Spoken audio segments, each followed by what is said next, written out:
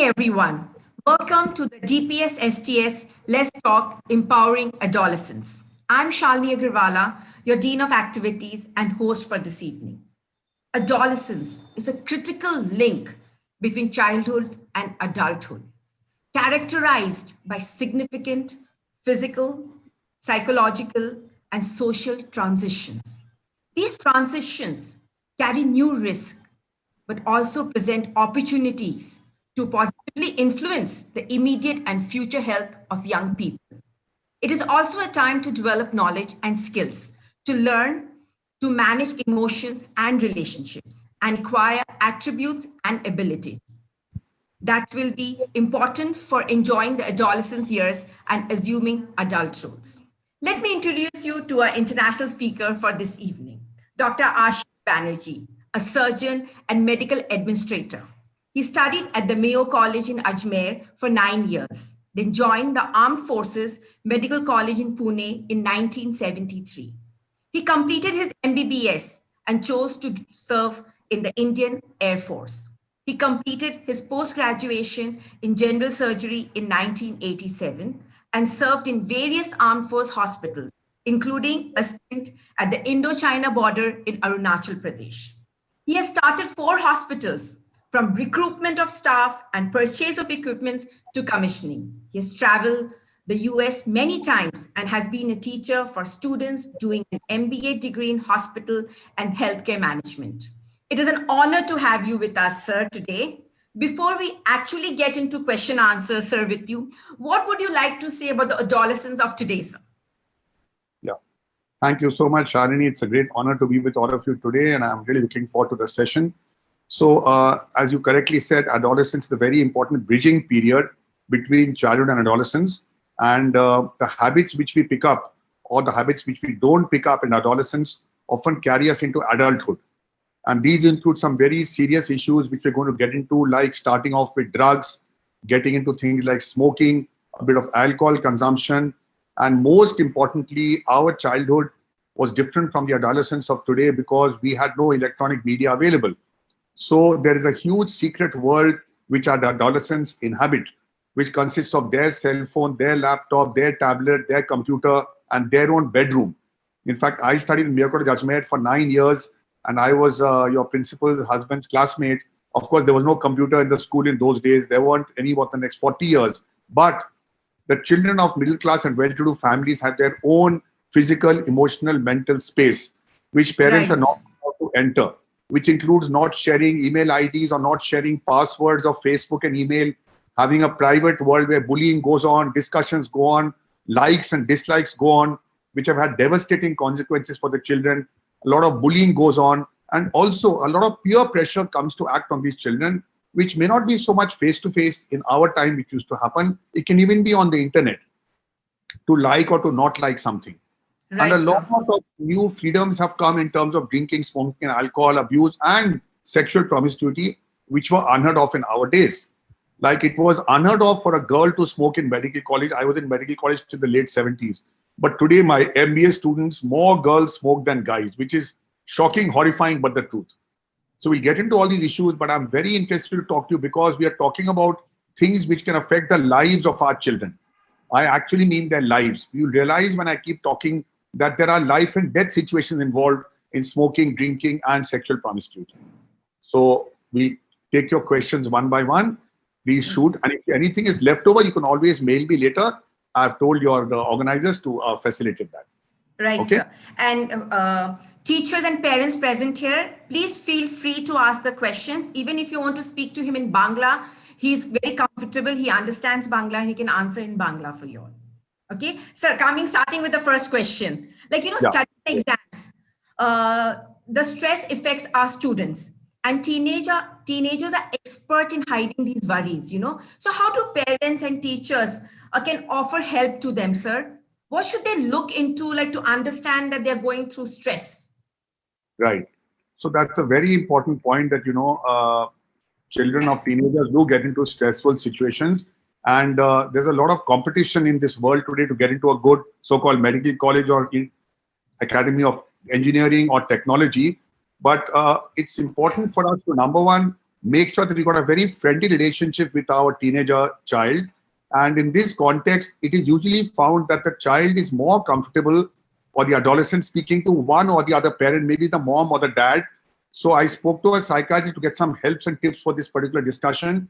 And what she told me was that, number one, tell them that, there are many career options available today, which are not limited to the traditional options of medicine, engineering, commerce, etc. There are literally dozens and dozens of options available, from fashion designing to animation designing to making software, joining startups, and all kinds of things. That's first. Secondly, what are the signs of exam stress which a parent should be looking out for? So the first thing is withdrawing from the family, not wanting to talk to people in the evening hours when one is free, irritability, outbursts of anger, and very important that the self-care decreases. This is more visible in girls than in boys. They may not want to comb their hair, may not want to do up their faces, may not want to use lipstick or whatever, eyeliner, etc. Guys may not want to comb their hair, may grow it long. If they're in a shaving age, they may not want to shave. Sleep would be disturbed. There may be daytime sleepiness due to lack of sleep at night. There may be appetite disturbances, which can be both ways, either not eating at all or eating too much. We all have seen movies where the person eats too many chocolates because it's a way of coping with stress. So if there's an appetite disturbance, either too much or too little, watch out for that. Too much time on the cell phone at the cost of normal activities, and too much time away from the family, locked up in their own room. If you see any of these signs or a group of these signs, a very gentle approach is required. Choose a time when a child is in a good mood, establish eye contact, ask a few general questions, and if one has noticed any abnormal signs, which I mentioned above, like withdrawing from family, irritability, etc., express your concern, and you must say, please correct me if I'm wrong, I've observed this. The child should feel that he or she can discuss with you very freely. You can ask a question like, is there anything bothering you? As I said, the parent who's closer to the child should speak. Both parents should ideally not be present. Ensure maximum privacy. The siblings should not be around, because a brother or sister may not feel free in speaking in front of her brother or sister. All issues with a sexual context, which may happen, like for example, a girl might be interested in a guy or vice versa, the other person may not be showing interest. This can really upset a child. Or on the other hand, there may be a breakup which they're reluctant to discuss with you. So ideally, those issues should be discussed with the parent of the same sex. And most important, don't prescribe. Don't act like a doctor giving a medical prescription. Talk in a friendly manner, encourage the child, don't be judgmental, avoid scrutiny, and don't criticize. And offer to help in whatever ways you can. Child may have some suggestions about how you can help. So be open to those suggestions, and maybe those suggestions are doable, you can do them. The child may say, Dad, can you do this for me? Mom, can you do this for me? So try and do that for them. Take it very seriously, because, we'll come to that in a minute or two, but at one point, I just want to mention one sentence, don't take their problems lightly, because children tend to move into little depression, which we'll talk about, and then something more serious. So don't brush aside their problems and be very, very observant as a parent. I hope that answers the question. And just to tell all the parents who are there, we are going to send you all this material by email later. Need not take any notes. Okay? Yeah. Okay, sir, as maximum teachers are here, okay, Yes. teachers, and even now we have seen problems in the younger ones also. So how can Right. teachers notice this, that the child is going through stress and help in some way or the other during school time, or, during the school hours? Very good question. So number one, there may be a drop in the academic grades. So a child who is getting a 70, 80, 90% might suddenly not start doing well. That is one. Number two, what might happen is, you might observe, of course, you don't have physical classes now, but, you might observe that when the school starts again, the child is sitting alone, not going out to play with other children, or the children are neglecting that child. Child is feeling ostracized, socially an outcast, right? And then you should come and talk to the child alone and find out what is going on in the child's life. But the most serious point is drop in academic grades. If a child who's doing well suddenly drops the grades, it's a cause for concern. And maybe the teacher can handle it, maybe the teacher needs to alert the parent. It depends on the nature of the situation. But you'll be amazed to know that the smallest of things can really upset children very, very badly. For example, not agreeing with what your friends want you to do can, for example, a teenager group is organizing a night party at somebody's place. A particular girl says, I don't want to go for this party. My parents don't want me to go. That little sentence of refusing to go for that night party, which is a good decision if you ask me, might mean that that girl becomes a social outcast in that particular group. Or Right. refusing to smoke, or refusing to drink, or refusing to take pot. Any decision which affects the peer group makes that child suffer because that's the only weapon they have. They don't beat you up. They just socially isolate you. So So when this we see, parents should be on the lookout for. Yeah. right, even teachers should look out for children who isolate themselves, grades falling, right? Yeah. Yeah. Yeah. Yeah. So one teacher has asked a very interesting question in the chat box. How to Mhm. facilitate today's adolescents with intellectual maturity and rational thinking? How to, sorry? Capacitate today's adolescents with intellectual Oh, maturity and rational thinking. you want to equip them with those things, right? Right. Yeah. So what happens, that I was coming to that, just give me 1 second. Yeah. So what happens, just give me 1 second.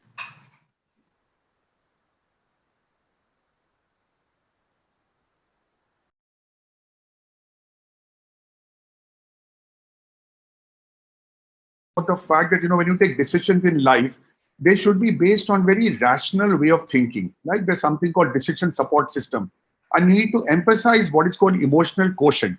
So what happens, that there are very, very bright children who are very emotionally immature, not capable of taking good decisions, getting very easily upset. And as you know, many of the world's most important geniuses were like children as far as their personal lives are concerned. They had messy marriages, multiple divorces. Some of them became psychiatric cases Right. because emotional quotient, emotional intelligence was not even thought about till just a few years ago.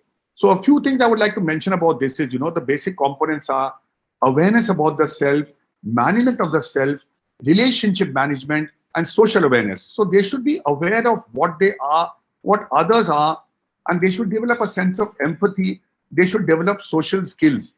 Many of the most brilliant of students don't have good social skills. In America, they are called nerds. They can't mix with people. They want Yes. a very brilliant person to mix with, whom they don't often find. But they have to be told that that is not very relevant. You have to just make sure that you don't stand out too much in a crowd. And one thing I want to emphasize is, there's something called risk-benefit analysis before taking a decision.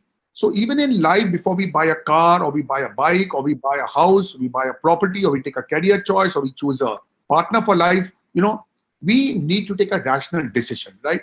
And this should be taught in the teen years because children are going to take decisions about their career, right? Now, very often a child and adolescent takes a decision about a career which is based more on the glamour factor than whether they will enjoy the career or not. But as all of you know, I suppose most of the teachers are happy to be teachers.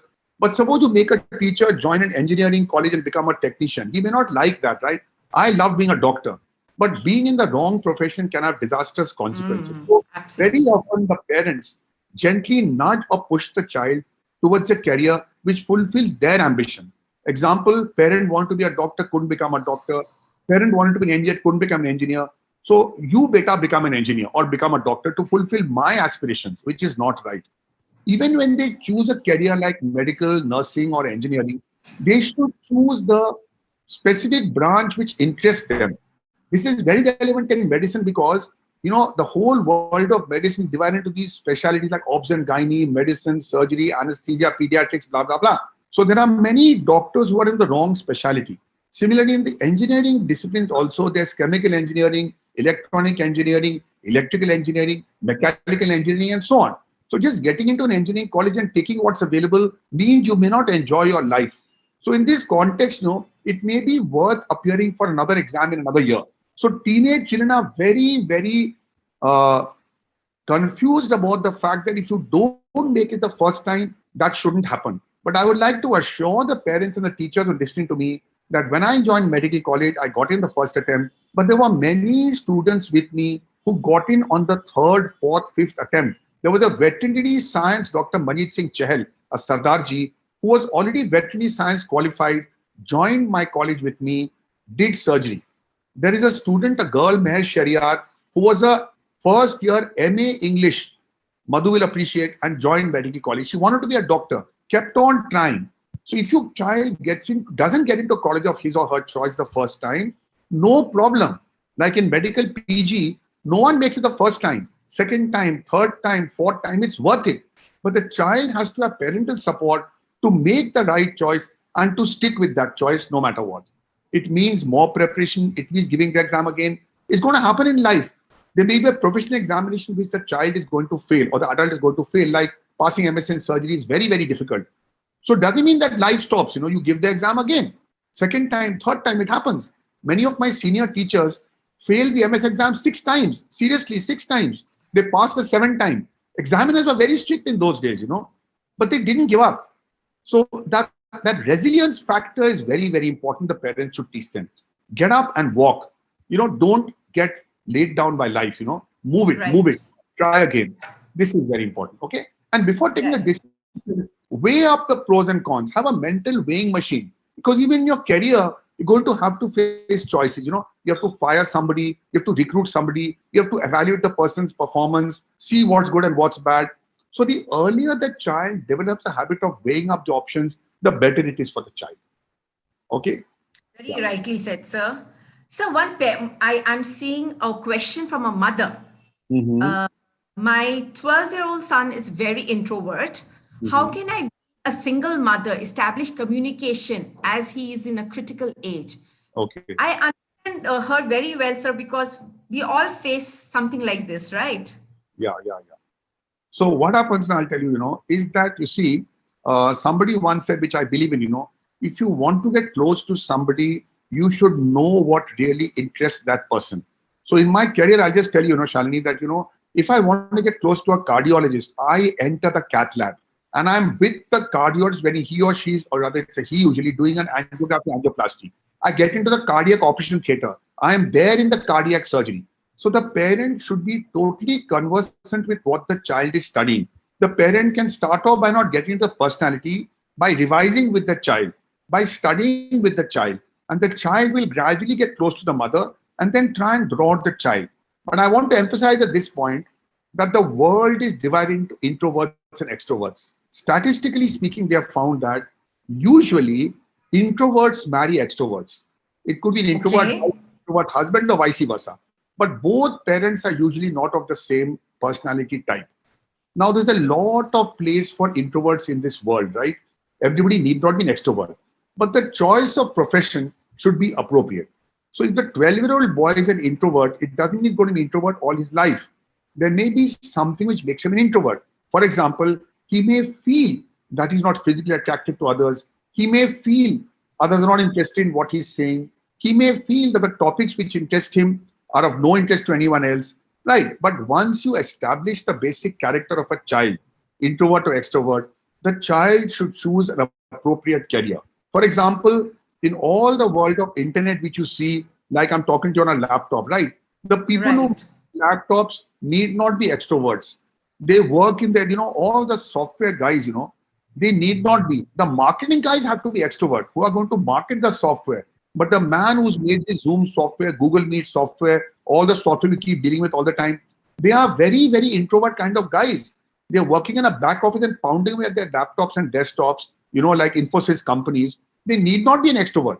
A billing guy who's not meeting the public, he can sit quietly, a finance wizard, and work out the finance of a company without having to meet a lot of customers. But the customer-facing people, whether it's a sales company, whether it's a department store, whether it's a hospital or whatever company it is, a company like Dell who's manufacturing laptops, certain people need to be extroverts. All people need not be an extrovert. So the boss will tell you, come and say, look, this is the problem customers are facing, you fix it. The man who's fixing the problem need not meet anybody. But he has to have a very, very quiet mind which can solve technical issues. But the man who's meeting the customers and people needs to be an extrovert. So you need to work out what your child is and gently guide him towards an appropriate. For example, in the world of medicine, all doctors don't meet patients, by the way. Microbiologists work in a quiet laboratory and analyze bacteria. They don't meet a single patient, not even one. No patient enters the microbiology laboratory. The report is issued with the signature of Dr. Agarwal, and that's it. So there are radiologists don't meet patients. Right. So there are people, histopathology looks at cancer, doesn't meet a patient, issues the report, this person has got breast cancer. Then all hell breaks loose. So there are people who are happy sitting in the lab, Introvert personality, deep in their books, don't meet anybody. But yes, surgeons, physicians, gynecologists, cardiologists, they have to be extrovert. So we shouldn't feel that the world is full of only extroverts. I hope that answers that lady's Yes, question. I hope the mother's relaxed a bit, you know. But she There, can always ask, yeah, if she wants to. right. There's one more mother, sir, and even this is a very a question during the COVID times, related to COVID times. It's like, how can I help my 22-year-old son who is presently studying in a college in Toronto, but feeling really stressed, agitated, and lonely, sometimes in this pandemic situation? How can I counsel him? Right. So what's happening is, that COVID, by the way, let me tell you all, there are two aspects to it. One is the fact that COVID is not common in younger people. If at all it happens in younger people, it's usually very mild. And there are very, very few COVID deaths due to, infections in the young people. People of my age, Madhu's age, and so on are far more prone. Above 80 is much more. That's one reassuring fact. Now, coming to the issue of the child's feeling, isolated and worried. See, you need to establish contact with the child, speak to them on the WhatsApp video once or twice a day. And the things are coming under control. Things are much better than they were. We all know about the vaccine which has been prepared. Make sure the child follows those three important rules which you know. One is wearing a mask, second is frequent hand washing, third is social distancing. Now, the child getting the COVID infection is extremely unlikely. Now, the other part is looking at the future outlook, right? So, although the world has gone through a huge economic slump, as you know, economies are limping back to normal, is going to happen. And, I always tell people one thing, the Second World War lasted for 6 long years, right? None of us were alive, okay? Our parents and grandparents were alive, right? And there was no hope as to when it's going to end, until it finally ended and, Japan was bombed and so on. How did people find the mental courage to get through those 6 years? People in London came home and found their houses didn't exist. They were bombed at night. They were in an underground shelter. And get up in the morning, go to your house, there is no house anymore.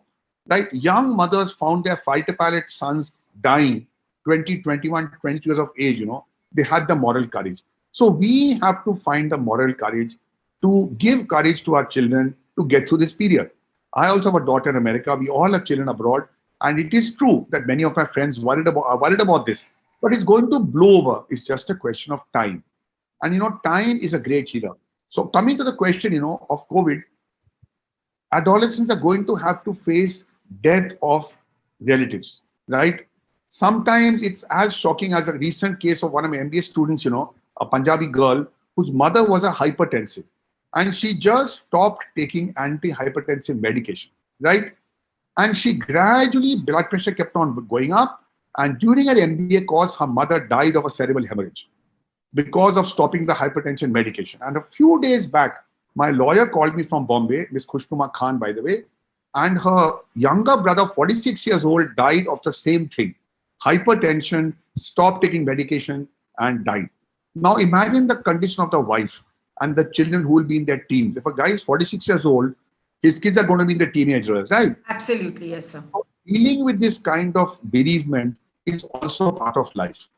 I'm sure, Shalini, you, me, Madhu, and people have lost parents, have lost sisters and brothers. Yeah.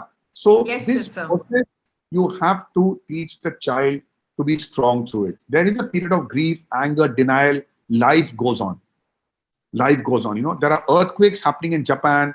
There are earthquakes happening in Indonesia. There are volcanic eruptions. You must be reading the news about what all is happening all over the world. Aircrafts land up in the sea. 350 people die. People are screaming at the top of their lives. But the child has to be taught, a dog dies, a pet dog after 14 years, a child is devastated for 1 week, So the parent through a period of bereavement and teach the child to be strong and go through that period. Because this is part of the training of life, which we don't give enough importance to, is what I feel, very, very important.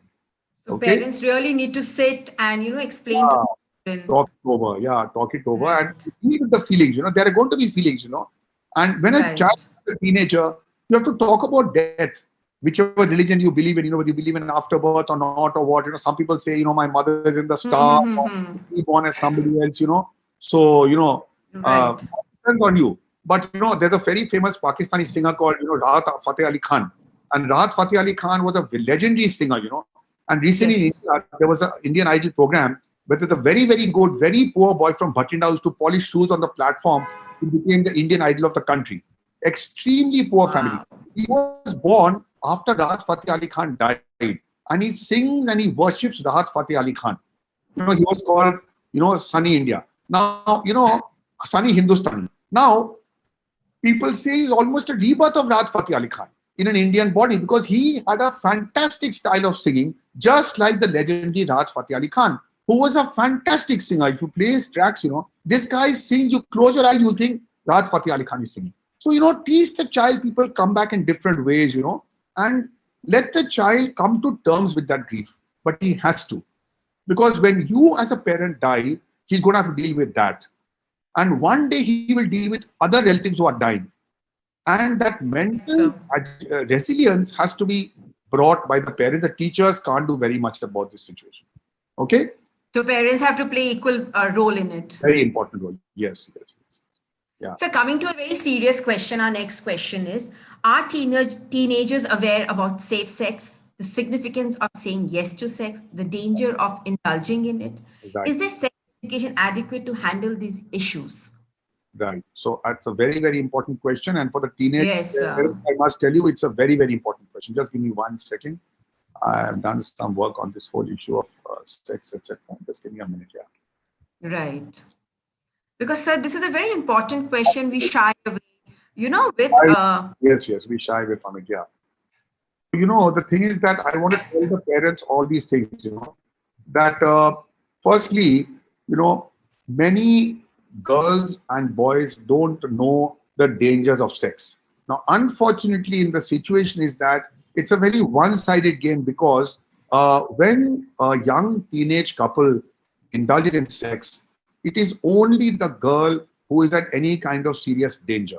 The boy has a remote danger of acquiring a sexually transmitted disease, but the girl has got two important dangers which she has to face. One is that if you are sexually promiscuous, that means you have more than one partner period of years, you land up in a condition called pelvic inflammatory disease called PID, where the pelvic organs are a bit inflamed, right? And in okay. that situation, when the inflammation of any organ heals up, even a scar on a face, a wound, it leaves a scar. So the scar which happens in the fallopian tubes, which are the tubes from the uterus into the ovary, which have got a very narrow tunnel inside a few millimeters, which only job is to carry the ovum and the embryo. If that tube gets scarred, it gets narrowed. And if the narrowing occurs, then if and when the girl gets pregnant, either during marriage or before marriage, God forbid, then the pregnancy will happen in the narrow blocked tube. And the tube is not capable of nurturing that pregnancy. So at some point of time, the tube is going to burst. It's called an ectopic gestation or an out of uterus gestation. And when the tube ruptures, there is a torrential hemorrhage. So I just want to share a story with all of you that when I was in Rubiol Clinic in Pune about 13, 14 years ago, I got a call at 8 o'clock in the evening where a young girl working in Pune, belonging to an Indian state called UP, actually had come to hospital because of a ruptured ectopic pregnancy. And she was living with a guy. He disappeared and ran away. Her girlfriends brought her there. She was in a state of shock. She was bleeding torrentially and she needed emergency surgery. But her parents could not be contacted. Nobody had the number and all her girlfriends were not willing to sign the consent form. So I gave my consent being a medical director and I said, I've got the power. I told the gynecologist, please operate on her. He did and her life was saved. Next day, I spoke to her mother and explained the whole situation to them. So parents should be very well aware that if the child indulges in sex, especially with a couple of partners before marriage, then it can have devastating consequences because you can have what's called a ruptured ectopic pregnancy. So the problem of pelvic inflammatory disease and the problem of sexually transmitted disease and the problem of ectopic pregnancy should be understood by parents. They can do a Google search. You can get pictures. I sent a picture to Shalini a couple of weeks ago. You can see that.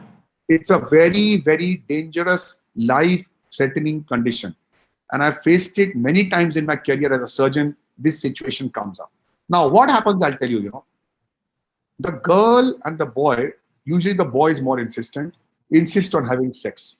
Now, the parents have to talk to the girl before she gets to the stage of having had sex with somebody explaining the potential dangers and telling her what can possibly go wrong, right? Obviously, the girl may not listen to her, but today's children are very intelligent. If you take diagrams, take a computer, learn about it yourself, or tell the biology teacher to explain to them, girls will understand these things better. As I said to you, boys don't suffer much except sexually transmitted disease, but the girls really suffer, and the consequences can be devastating. Pelvic inflammatory disease can require antibiotics and can have its own consequences. And mind you, if you have adopted ectopic gestation, that fallopian tube, there are two of them, and that ovary have to be removed. So the girl is left with only one fallopian tube and one ovary. And I just want to add one more point over here. Many young girls today who haven't indulged in unsafe sex tend to postpone their marriage tremendously, and they postpone their first pregnancy even more than that. So there is a situation where the girl gets married at 30, 30,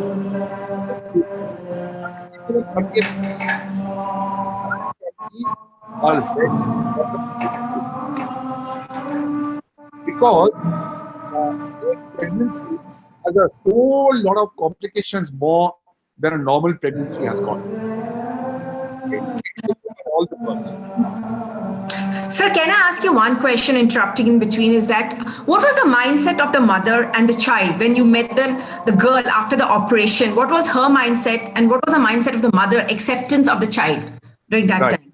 Right. So as far as the girl is concerned, I met her the next morning.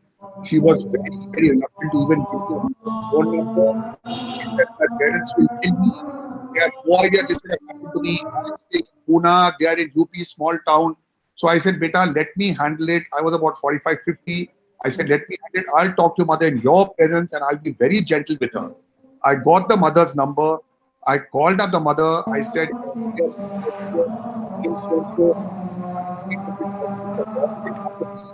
she's going to talk to you. She's absolutely fine. However, she has gone through the experience. First, are you alone? Are you alone or not? I said, I'm not alone. Please go to a room where you are alone. Get a glass of water and sit down. Then I will speak to you. It will be a shocking news. So when you got into that room alone, then I very grateful. You have to treat your husband very, very carefully. He's going to get very, very upset because a father gets more. He cannot see his in Bangladesh also happen. But these things do happen. I can assure you they do happen. Okay, this is part of over the years. Right, sir. Sir, after coming, I just wanted to ask you, teenagers, as parents of teenagers, drugs can feel like a daunting topic to discuss. And what do you mean by peer pressure? What motivates teenagers to take drugs and alcohol? And what is really going on right now, sir? So what happens is, that peer pressure basically means that, the other children who are in the group, they are into drugs and they want that girl or the guy to also get into drugs or alcohol, right? Children are very young to discuss with them because they are terribly scared. They don't want to admit it. They try to avoid the topic. So the first thing I'm going to tell you is, how can we even think that the child may be getting into all these things? So again, I got some help and I'm going to tell you the points which they mentioned. There may be a glazed look in the eyes. The eyes are not alive. They are like, unfocused. Too much of secrecy, asking for money, tendency to avoid eye contact, and academic performance again may get affected, and social relationships. So if one has got any of these signs in the child, then only one should go for a confrontation, but do not go for it just out of the blue. Don't ask your normal child, are you taking drugs? Don't do that. But if you find any of these points in your child, a glazed look, too much secrecy, asking for money, too much time spent alone, then you may get into that. Avoiding eye contact, academic grades are dropping, you can have a confrontation. Now, remember one thing, do not try and talk to friends of your child to get the answers. This can backfire very badly. The child can feel you've invaded the privacy, and this can be a very bad relationship breaker. What happens is, the child or the adolescent feels that he or she has to keep pace with their friends. And this is what pushes them into smoking, drinking, and drug abuse, right? They feel that if we don't do this activity with our friends, we are out of that circle. We will be alone, Right. right? And if they're in a relationship with a guy or other way around, then all the more pressure that, look, if you want to be involved with me, it might be said openly or it might be hinted at, you have to do what I'm asking you to do. And the fear of rejection may be too much for the child to handle. So you must understand, that when we were children, this thing wasn't such a big deal. But today, getting a like on your Facebook or getting a like on Instagram gives a huge boost to the child. And especially if the child is not a big achiever in terms of sports and academics, it matters all the more to the child. So the parental approval is not, repeat, not as important as approval from the peers. The peers are the child's age group. Even when we reach a certain stage in life, like Madhu and you want approval from people in the world of academics. Madhu and Harsh would have been attending public school conferences all over India where I met them, where all the principals get together. You get a chance to give a talk. That is tremendously prestigious for you, right? So likewise for the child, getting acceptance in his or her social group is very important for the child. And the cost of that acceptance, the fee to be paid is, if you don't take drugs, you're not part of the group. If you don't drink, you're not part of our group. Because the first puff of a cigarette is very, very painful. It is bitter, it makes you cough, it is not at all pleasant. Then why does the child keep smoking?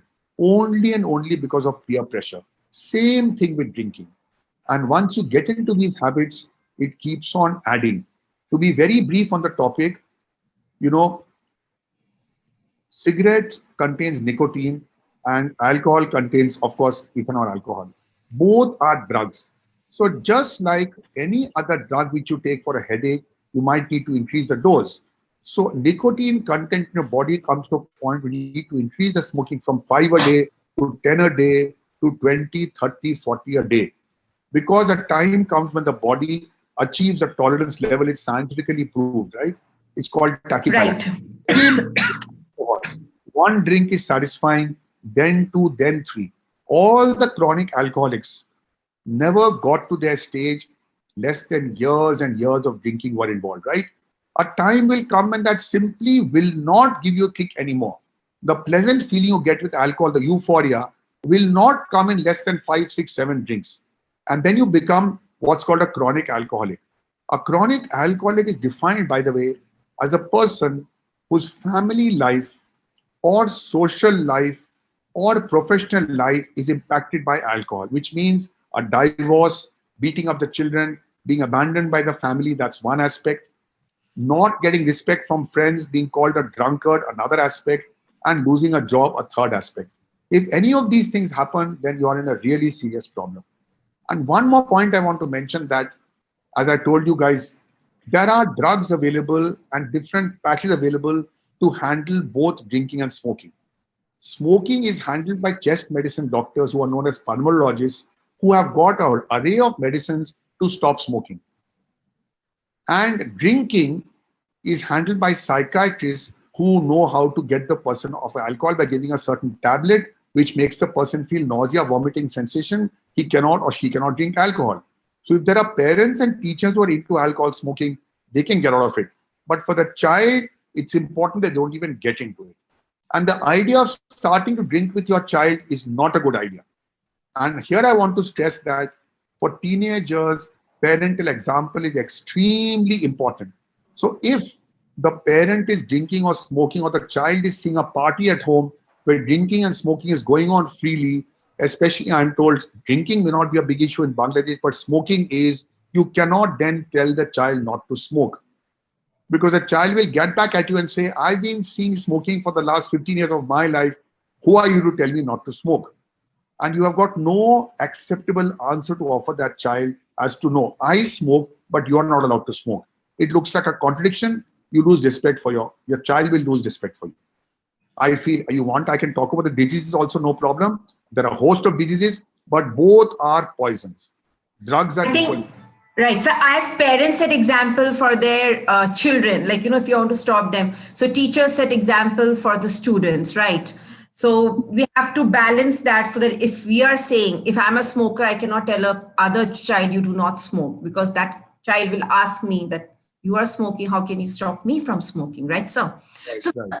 under this situation, like now somehow, okay, the teacher may smoke or the parent may smoke, and the parent and the teacher comes to know that the child is smoking.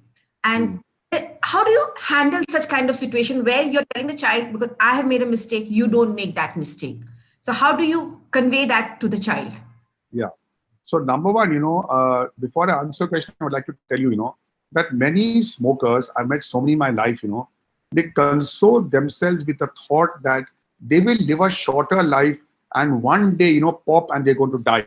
So I want to tell all the people who are smokers and who are handling smokers, there are maybe many spouses of smokers in the audience, that it's not as simple as that. Because every smoker thinks I'm going to die of lung cancer. It's not like that. Smokers get a variety of mouth cancers, including lip cancer, tongue cancer, cheek cancer, etc., which is a very slow and painful death.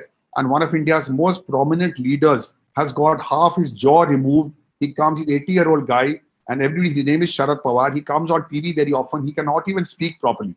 And there are a lot of ads coming up today in TV and movies where they talk about the problems of smoking and cancer. That is one. Secondly, there's a very strong correlation between cigarette smoking and coronary artery disease.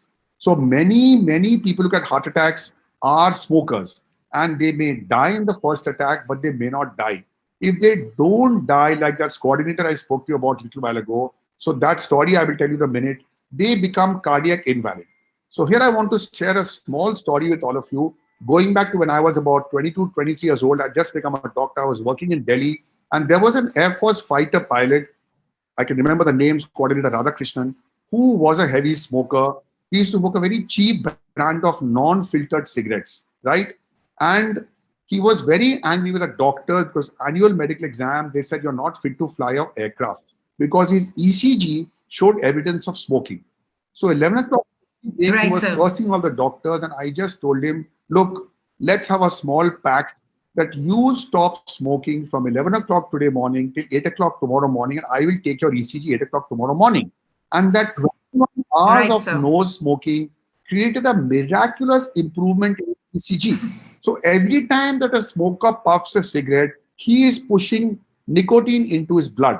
And the nicotine is a vasoconstrictor. It makes the blood vessels squeeze tight. So that is what affects the limbs of the body. There's a disease called Berger's disease, which is a very deadly disease which only affects tobacco consumption people, those who smoke cigarettes, BDs, and who chew tobacco. It produces severe pain in the muscles. The person cannot walk for long stretches. The amount of walking decreases. Finally, the nerves start dying, and the patient gets pain at rest. Till today, disease was discovered in 1908, 113 years ago by Dr. Leo Berger in New York. 113 years later, Shalini, there is no treatment. The treatment is cut off that limb which is becoming gangrenous, cut off the toe, cut off the finger, cut off the leg. So there are people without legs. It's called smoker's disease. And I can send you literature, you can tell your people to Google it. It's a terrible disease.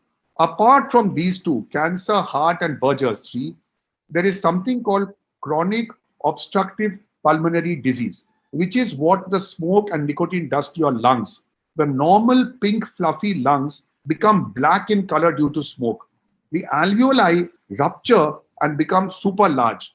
The person develops emphysema, and the person starts coughing in the morning and bringing out brown, black colored sputum, right? And as the years go on, the person needs to be hospitalized with respiratory distress and respiratory failure. Initially, he required a puffing machine called a BiPAP machine. Then he required a ventilator. And the person gets into hospital, gets out of hospital again and again. The period spent in hospital keeps becoming longer and longer, and the period out of hospital becomes less and less. So the family of that smoker sees him or her dying very slowly. The family fortunes get exhausted. The person is Absolutely. going to die. There is no medicine to reverse emphysema. There is no known cure for it. You get into hospital, get onto oxygen, come home again, go back to hospital and come back home. And the cycle goes. And the Young, families, financially and mentally, physically, everything, they're drained completely. exactly. This is something that smokers should understand. They all feel I will live 10 years less. One day I'll just say goodbye and die. It's not like that. They require bypass surgery. They require limb surgery. They will need an amputation. They will have cancer surgery. And most important, is that their families will go through a terrible time even apart from the money. Suppose you have a very early breast cancer, which is curable. It's one. But lung cancers, nobody survives. There is a zero survival rate. Esophageal cancer, stomach cancer occurs in smokers, drinkers. They have got a very dismal survival rate. Like an early thyroid cancer can be cured fully, but you see it over here. But you don't get to see these until you start coughing up blood. And when you So start, how can we make our students aware of such things? Because they start at an early age. So students should be more aware than they're getting aware at the later age. So yeah, what do you suggest? Should we show them all these videos relating to it, all the sickness relating to it at the early age? yeah, I feel very strongly that the time has come for us to be very graphic about it. It took a long time for the Indian media and the tobacco industry to accept it. But today, the tobacco industry in India is completely okay with extremely strong messages on cigarette packets. And every time you go to see a movie in India, you're going to see a very strong tobacco ad. Even on TV, I was telling you, a girl will come and tell her father, please stop smoking, he's coughing away. There's also something called passive smoking. So all the people in the room who are with you when you're smoking are inhaling what is called side stream smoke, which is actually worse than inhaled smoke. So there are many women in America who've got cancer because their husbands have smoked. And by the way, many American cigarette companies have been sued in what's called a class action legally and have paid billions of dollars to the families of smokers who have died. Because there is no doubt that there is not a single beneficial effect of smoking. And by the way, e-smoking is also harmful. So let no one tell you that, man, it's only e-smoking, I'm not smoking. So I feel, Shalini and Madhu, show them videos, show them movies, do the research, get a chest doctor who are very passionate about these things to talk about chronic obstructive pulmonary disease. Show them pictures by Google search of a healthy pink lung which looks like a sponge and a smoker's lung. I teach all these things in MBA. I show these slides because I have students who smoke and girls who smoke. The lung looks charcoal black. And you ask the male teachers very, very quietly. They will tell you in the morning, I cough, I bring out brown sputum. So they know it. Now they will tell you, madam, the problem is, you know what? I know all this. I know the danger of smoking. But guess what? I can't give it up. That's my point. You can give it up. There are nicotine patches available. There are low tobacco cigarettes available. There are different types of filters available. It's a whole new science. I cannot get into it in this time. But be convinced one can give up drinking, one can give up smoking if only one wants to. And there are many cyclists in India making millions of rupees on running de-addiction centers. So be convinced it's possible, but one has to have the will to go ahead. That's all. Right, sir. So I know, you know what, I think I will take my last question for today as we have, limited time left with us. We would love to just talk and listen to you. But the last question for this session for today, I would like to ask you, sir, is that we would like to discuss the importance of emotional quotient and how to educate, train the children on taking correct decisions based on objective data and after doing risk-benefit analysis. Right. So what I was telling you, just before that, I just spent 2 minutes on one more topic, though I know there's not much of time. So I just want to talk for 2 minutes about the problem of obesity in adolescence and childhood. It's a very major problem. Many children are getting into obesity. It is as high as 40% in some affluent schools in Delhi. I'm sure you have obese children in your school. Just one line, every child and every teacher and parent should check his height and weight. The weight in kilograms divided by the height in meters square is called the body mass index. You can Google it, right? If the body mass index is 25 or below, everything is fine. If it's between 25 and 30, you are into mild obesity. If it is above 30, you are into serious obesity. If it's above 35, you need surgery, right? So please take it seriously because many children overeat due to lack of physical activity, nothing to do at home, watching TV with a remote control and eating all the time, right? Right. Now, coming to your question about the emotional quotient issue, it is very, very important. And it has been seen that people who achieve a lot in life have a higher emotional quotient than what is called the IQ or the intelligence quotient, right? Right. So it is very important for children to teach, for the parents to teach a child how to take balanced decisions. We discussed a bit of this a little while ago. Every decision has to be taken based on the pros and cons with a rational decision support system. Discuss the options. Discuss, there are, when you want to buy medical equipment, for example, there is a point system which is given because nothing is ever perfect in life, right? So what you need to do is that weigh up the pros and cons.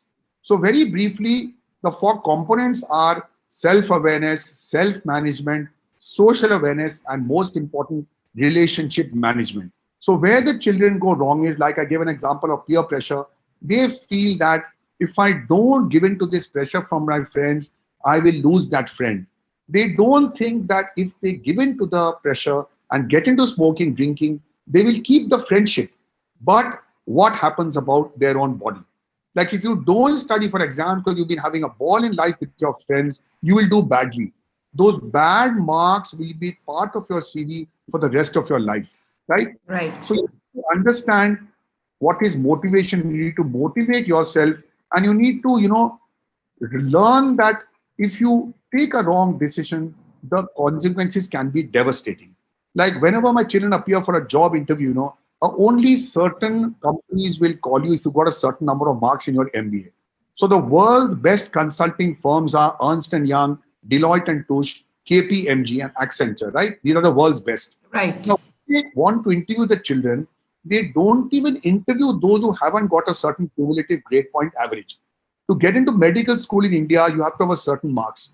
So if you, at the time of taking a decision, think, let me have some fun, what difference will it make? I will sort it out. But you will realize that it's going to have an effect on your career. So all those nerdy guys who studied very hard also did very well in life. So this is where I tell my nurses, take a decision based on weighing up the pros and cons. Even for a marriage, even for a house, think of what can go wrong and what can go right. And talk to your parents about it. There is no problem. They are there for advice. Because, a so-called attractive career may look very attractive, but it may have things you're not willing to handle. For example, the Right. software industry is very, very popular, but the software industry demands 12 to 14 hours a day working on a computer, which brings a host of problems like inactivity, cervical spine pain, pain in the muscles, and just not moving out of the office. But it looks like very attractive. But a medical career, for example, there are doctors practicing at 89 years of age, 85 years of age, they are practicing medicine. So it's tough to get into medical school. It's tough to become a doctor, but the long-term rewards are there. This is my point. All those cricket, like Bangladesh is doing very well in cricket right now, right? Extremely well. Absolutely. We are getting a new stadium also very soon. Right. But the Bangladeshi cricketers who are doing well, how many hours have they spent batting? How many hours have they spent on net practice? That is my point. So to get to any excellence in any profession demands a tremendous amount of work, whether it's army, air force, medicine, engineering, even cricket, even football. The child has to learn that to get to this point, which I want to get to, this many hours of work is involved. Am I prepared for that? And if I am prepared, I have to pursue. There's going to be physical pain. There's going to be mental pain. You know how much athletes get injured, but they carry on. You've seen movies about wrestling girls in Haryana. They get thrown on the ground multiple times, yet they become world champions. One small village in Haryana produces the world's best wrestlers. But how much they were made to slog by their fathers. So, point I'm making is the child has to know nothing comes easy in life. And that can And, be only told through parents and teachers. and teachers can set examples. You can actually, what happens? The child may not want to learn about Gandhiji, Nehruji, or even Mujibur Sheikh. They may not want to learn, right? But you can talk to them about things which they like. For example, you give a child an assignment that you choose a hero whom you worship and discuss how that person got to where they got to. For example, Tiger Woods in golf. For example, some Yes. football star like Pele. they were great, some great tennis star, like, the Joker, Djokovic, Novak Djokovic, So these guys have, Andre Agassi's written a book, right? He's a great tennis player. He must have practiced tennis for 12 to 14 hours a day as a teenager to get to where he got to. So the child has to be inspired by someone and want to become like that person, have a role model, but realize that getting to that point requires very, very hard work. Any profession, Shalini, you have to be very good in that profession to excel. Whether it's software, and then the child has to know you don't get to that position without putting in the grueling years of effort. Even an athlete who is a long distance runner would be like in Kenya, they run up and down the mountains from their childhood to the point to become marathon runners. But how many hours did they spend just running up and down the mountains? So that the child has to know that you cannot achieve without a tremendous amount of physical or mental effort, whichever it is. Right? Yes, sir. Thank you so much, sir. I think our teachers and our parents who are attending this will get a lot of insight to how to deal with adolescents, their kids, how to encourage them and how to stop them from getting to drugs, alcohol, sex, that is so thank you so much, sir. It was an honor having you with us and, enlightening us on these very serious issues, which are really important nowadays, to speak to our children about, have an open discussion regarding this. Thank you so much. Most welcome. And if anybody wants to mail me, they can send me an email. There's no problem at all. Okay. Yes. Thank you so much. Teachers and parents who want to ask him privately any questions, you can mail it to us. We will send it across to sir, and you will receive the answers very soon. I have seen Banna sir raising his hand. Banna sir, thank you. Do you want to ask any question?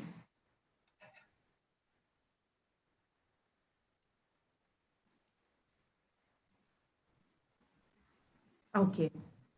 There are some new messages. I just hope there's no important question. I can't see them. I'm sure. No, sir. I have gone through it. Some people have written thank you so much. It was a wonderful session. Okay. Yeah, again, thank you, sir. Very informative, fantastic. Madhu ma'am written.